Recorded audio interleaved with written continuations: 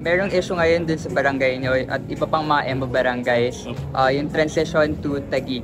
How would you navigate that as a SK chairman if ever you win? I believe that SK po can only do so much, and nararapat lang po na tumalima sa utos ng Korte Suprema at syempre po tatalima rin po tayo sa lahat ng ahensya ng gobyerno. Kaya nga po narito kami ngayon sa COMELEC Taguig dahil dito po kami nag-file at dahil na rin po yun sa Supreme Court decision po. Pero meron ding call yung mga ibang residente for a plebiscite. Ano yung reaction mo dito, or is it something you support? That's definitely a right of the people residing in the MPOS, and if the people so decide that they want to stay in Makati, then so be it po. But the thing is, we're not imposing. I think the people just wanted to have a choice to choose whether they wanted to stay in Taguig or Makati. Yun lamang po yun. Actually, may decision na Supreme Court with penalty. So, jurisdiction-wise, we have to follow the order of the court of the highest, the Supreme Court. Then, siyempre, as punong barangay which affected by the transition ng Makati to Taguig, so we have to adjust. Malaki ang aming dapat i-adjust. Since kami po ay actually maganda na kami dun sa Makati, but unfortunately ito nga yung Taguig, but we have to follow. Kasi nga it's Supreme Court decision right now. My group, Team Sikap, is under a certain party list, like we're under Team Makati. So since we're from Makati, we're always for the people. Since I'm a graduate of Humanities and Social Sciences, we were taught that we should always listen to what the people are saying. And since we're part of Makati since before, we want to instill that their fight would be our fight as well. So they are the ones that we're fighting for. So we want to show them that we are with them in this fight. So what my team Sikap would do is to show them that we have they have us on their fight against like Makati and Taguig. In what way? Meron kasing call din to plebiscite. Is it something that you support?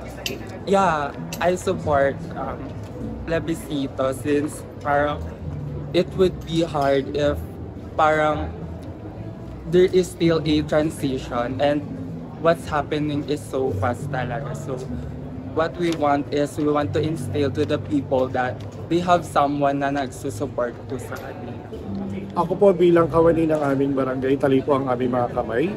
Kailangan po namin sumunod sa pinag-uutos po ng saligang batas at kami po ay nanumpa na kailangan po namin sundin kung ano man po ang desisyon ng Korte. Bagamat meron pong ang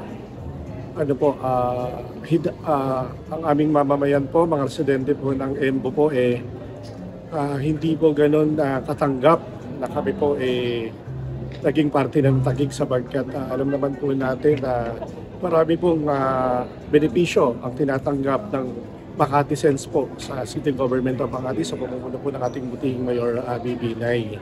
Kaya po meron pong ang bawat EMBOS po na kasako po ditong 10 barangay nito meron po silang people initiative na kung saan nasa konstitusyon po natin na ang bawat mamamayan po ng Makati meron karapatan na magdesisyon kung saan po sila pwedeng manatili kung sa Makati po ba o sa Taguig.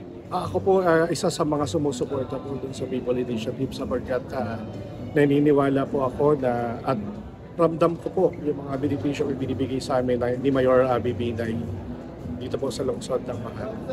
Ma'am, how would you continue yung yung services na binibigay ng barangay or in a way ng Makati before, since nasa nag-navigate kayo dun sa transition process ng to Taguig? Yan nga po ang napakabigat.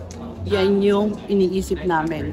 At yan yung mga worries ako bilang barangay captain, isa yan sa winong-worry ko. Na paano na yung mga mahihirap, lalo na yung mga senior. Ngayon at magkakaroon ng transition na hindi namin alam kung paano transition. Ito na nga lang nakita na namin na merong problema. Much more pa yun. Pero bilang barangay captain, andyan lang ako. Tutulong at tutulong. At kung ano pa yung magagawa namin. Dahil talagang napakahirap ng pinagdadaanan namin. At nararamdaman ko lahat ang mga damdamin ng aking kabarangay. Okay, ma'am. Meron din panawagan yung mga EMBO residents na magplebiscito or People's Initiative Yes. para i-take back.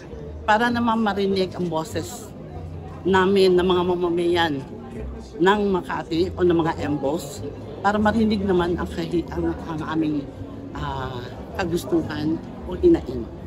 Okay, ma'am. Is it something you support? Yes. Sinusuportahan ko po yan dahil nakikita ko yung pangangailangan ng aking mga kabarangay.